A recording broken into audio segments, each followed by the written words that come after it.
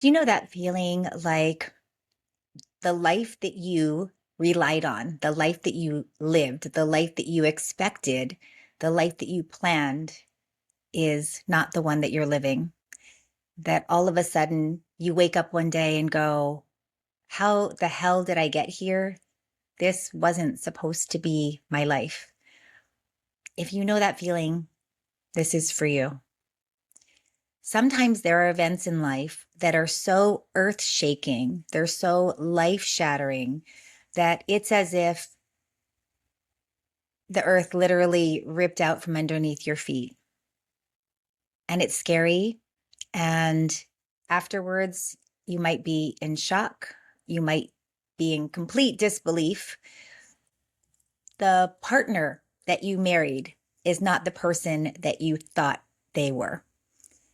The career that you spent hours and so much money investing in is not all that it's cracked up to be. And it's not fulfilling you in the way you thought it would. The life that you had planned and that you were looking forward to somehow got ripped out and torn from you.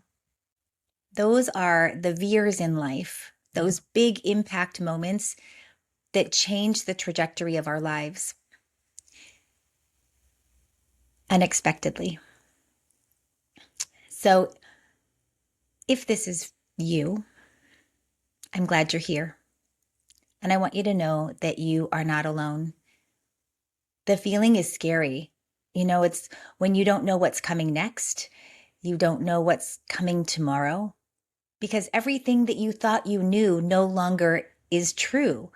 What you had relied on, it's like it vanished in thin air. And all of a sudden, you look around and go, I don't recognize anything. I mean, everything looks the same. Your home looks the same. Your floors look the same. Your car looks the same. Your neighborhood looks the same. It looks the same, but you don't really recognize it. You almost feel like a foreigner in your own life. That's entering this stage I call the in-between. It's between the identity that you used to have, the perception of who I am, the life that I live. That version no longer exists, and you don't know exactly where you're going. You don't know because you've literally had the rug pulled out from underneath you. And so when we start to look into tomorrow or the next day, it's like, holy smokes, I am so scared. And the feeling is lonely. It's uncertain. It almost feels suffocatingly smothering. There might be times when you feel like you can't breathe, and you probably feel like you can't trust life. You might feel like you can't trust yourself. You might feel like you can't trust anybody else. It's been my experience that these are the times we have to dig really deep for self-compassion, to give ourselves love, security, and stability, even when it doesn't even seem like that's possible. We have to pull out faith. You go, how can I believe in life when my loved one's been ripped away? How could I believe in life when I experience this kind of betrayal? How could I trust life when, nothing is what it seems it should be? And this doesn't happen for everyone. Everyone's not going to go through some kind of a life-shattering series, but most people do. And if it's not because of death, grief, a job loss, a career loss, a big move, or something big, it might be midlife transition. You're leaving one phase of life and you're moving into another, and then you start to question, everything that I thought was important is no longer important. Why are the things that, oh my God, I drove myself, I worked so hard for, like that I had put blood, sweat, and tears in, is that even what's important? And then you enter a new stage of life and go, wait a second, actually, maybe this is what's more important to me now. This is called the in-between. It's completely normal. It's normal. There is nothing wrong with you. All of the past stuff isn't old. It's not broken. It's not worthless. All of the stuff that's coming, we don't know yet. It's super scary. That's the in-between. And in the in-between, it's a place to practice and to cultivate self-compassion. Now, that might be really hard. There are a lot of us that have been used to withholding love from ourselves. We've been used to withholding joy or withholding ease. And so what does self-compassion look like? when we're feeling scared shitless? Well, it looks like a big hug. And so that's what we're going to do. This is a quick somatic practice. It's a quick physical practice to have you feel grounded and safe, even in the most uncertain and scary times of your life. Okay. So I'd like you to plant both your feet on the ground, firmly plant them, feel them there. And you can do this anytime, whether you feel panic or not, whether you feel fear or not. It's always good practice, good to practice when you feel fine, so that when you feel like you're going to throw up with fear, you can practice it then. Both feet on the ground, bring your hands to your belly. Take a deep breath in and feel the hands move. Exhale out through your mouth. Make a little sound. Do that again. Inhale, take a deep breath in.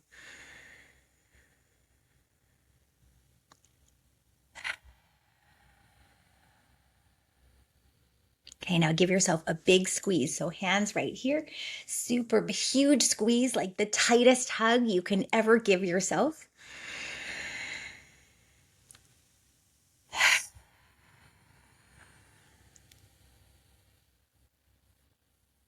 And you'll notice after a couple of breaths of this really tight hug that you'll start to feel a little ease in the body. We go from this tight feeling, this dis-ease with the shoulders up and the jaw clenched and the pit in the belly. And just through breathing in through the nose, all the way into the belly, out through the mouth. And gently stroke down the arms. I like to stroke with a little squeeze. You see what feels good for you.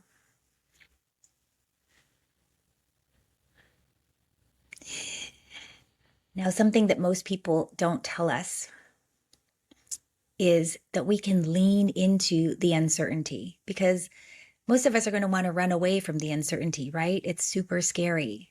So you want to numb out. You might even feel numb. There's a good period of time where you feel numbness, shock, like nothing matters. That's normal. When the panic comes, when the fear comes, the uncertainty comes, self-compassion, self-love, it's essential.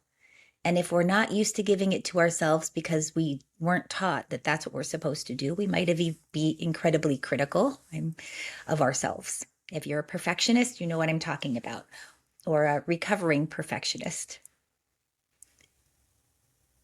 Go, wait a second. I don't need to get this perfect. I don't need to get this right. I just need to get through this. I just need to put one foot in front of the other. I know that the life I had no longer exists. And I can't go backwards. I don't need to rush forward into the unknown, because if I do that right now, I'll be rushing forward blindly. So instead, I'm going to lean into the uncertainty. And it's really scary because you feel like you're holding on to one thing that's gone down into the quicksand. And you're reaching for something that's not there yet. You can't see it. So you're like wedged between these two places going, back and forward. And it's rough. It's hard. It can be lonely. And you might just want to cling to something.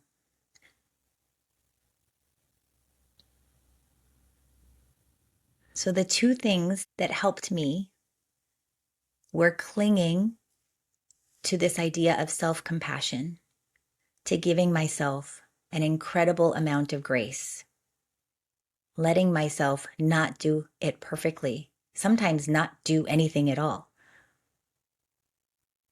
And the second is faith. To have faith in something much higher than myself. To have faith in some kind of divine intelligence, and that everything will work out.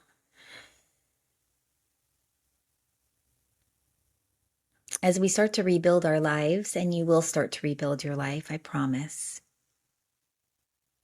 There'll be lots of ups and downs.